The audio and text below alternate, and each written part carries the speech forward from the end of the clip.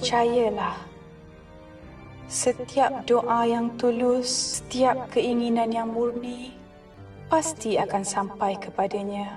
Walaupun ada waktunya, doa itu terlindung, bukan ditolak.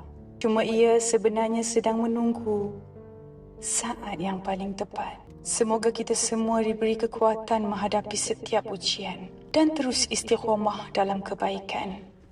Kerana hanya dengan doa dan keikhlasan, kita mampu menembusi kegelapan dan akhirnya menemukan cahaya kebahagiaan yang sebenar.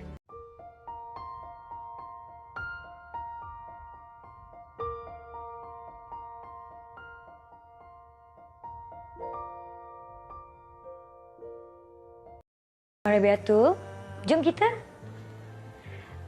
Pelajar baru semua dah tunggu dekat Dewan. Nak dengar ucapan alu-aluan daripada Puan Pengetua kita.